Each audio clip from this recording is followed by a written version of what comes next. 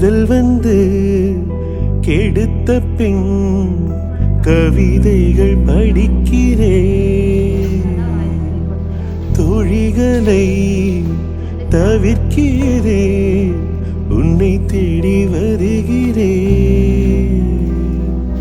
தாய் தந்தை இருந்தும் என் தனிமையில் தவிக்கிறேன்.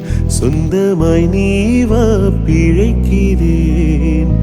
எந்தன் வீட்டு சொந்தம் என்று நேற்று வரை நினைத்தவள் உன் வீட்டில் கூடி வர நினைக்கிறேன்.